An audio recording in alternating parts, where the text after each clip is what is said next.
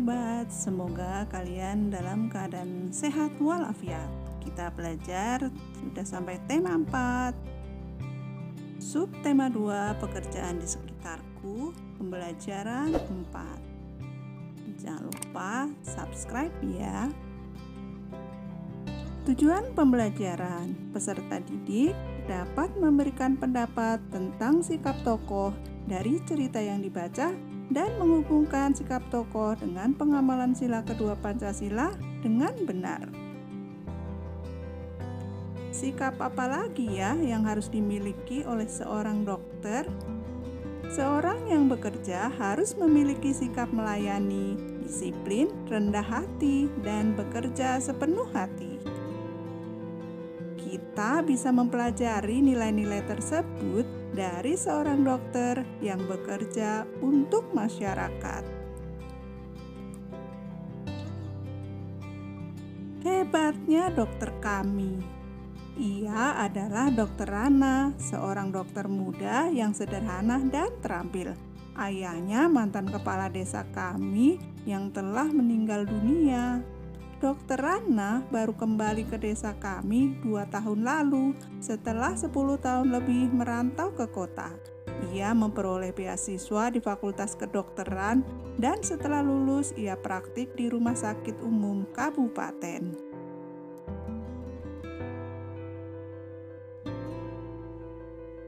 Semenjak ia pulang dan praktik di Balai Kesehatan Desa, aku sering mendengar perbincangan warga yang heran atas keputusan Dokter Rana untuk kembali ke desa. Bukankah penghasilan sebagai dokter di kota jauh lebih besar? Pada ayahku, Dokter Rana bercerita bahwa cita-citanya menjadi dokter dulu muncul karena melihat kesadaran hidup sehat masyarakat desa yang sangat rendah. Sungai dipakai untuk mandi, mencuci, kakus, lalu airnya dikonsumsi. Hasil bumi dan peternakan tidak dimanfaatkan untuk membentuk pola makan sehat. Warga lebih suka menjualnya ke kota dan uangnya dipakai untuk membeli makanan instan.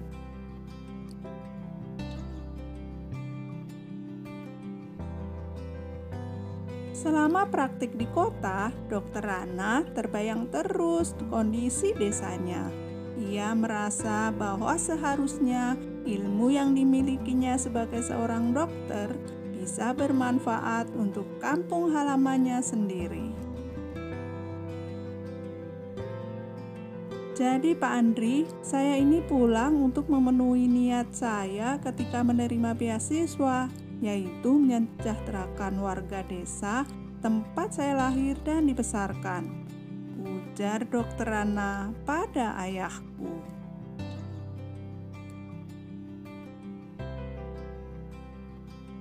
Sejak pulang, Dokter Rana memang aktif membina para remaja dan keluarga muda. Ia memberikan penyuluhan tentang pentingnya mencuci tangan, memasak air, pola makan sehat, dan imunisasi.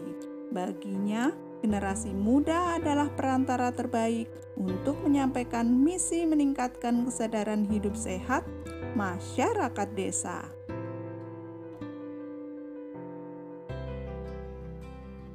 Sebagai anak kepala desa, Dokter Rana sering mendengar cerita almarhum ayahnya bahwa banyak warga takut berobat karena tidak mampu membayar. Tak ingin hal itu terjadi, maka diumumkannya bahwa warga dapat membayar jasanya dengan sampah. Ya, sampah.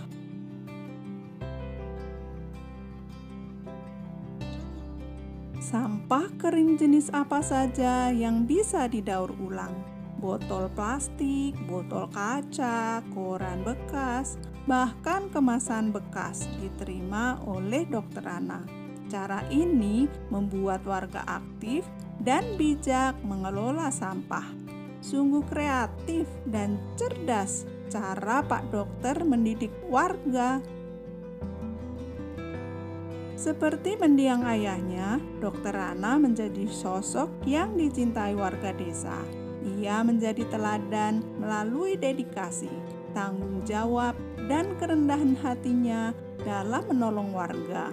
Apabila aku besar nanti, aku ingin seperti Dokter Rana. Akan ku kejar cita-citaku menjadi guru, dan aku akan kembali untuk membangun kampung halamanku. Berdasarkan teks tersebut, jawablah pertanyaan berikut. Apa yang dilakukan Dokter Rana untuk warga desa? Diingat-ingat lagi anak-anak, kalian bisa menjawabnya melalui cerita yang sudah Ibu bacakan tadi. 2. Mengapa Dokter Rana melakukan itu? Nah, ini kalian jawab alasannya mengapa Dokter Rana melakukannya. 3. Apa dampak dari hal yang dilakukan oleh Dokter Rana bagi masyarakat? 4. Bagaimana perasaan masyarakat terhadap Dokter Rana? Tuliskan pada tabel berikut ini ya anak-anak.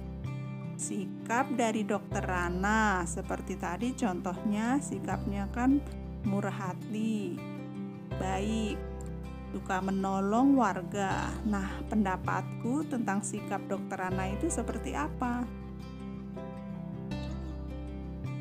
5. Hal-hal baik yang bisa aku contoh dari Dokter Rana. Nah, tadi kan banyak sikap Dokter Rana yang baik. Nah, itu yang bisa dicontoh seperti apa? Dari Dokter Rana, kita belajar bahwa ketika kita bekerja haruslah bermanfaat bagi orang lain. Menjadi seorang dokter juga harus rendah hati dan menghargai orang lain. Masih ingatkah kamu dengan cerita Dayu yang diejek oleh Dadu? Apa yang dapat kamu lakukan supaya hal itu tidak terjadi? Tuliskan ya. Buatlah kesepakatan kelas dengan teman-teman supaya antar teman tidak saling menyakiti.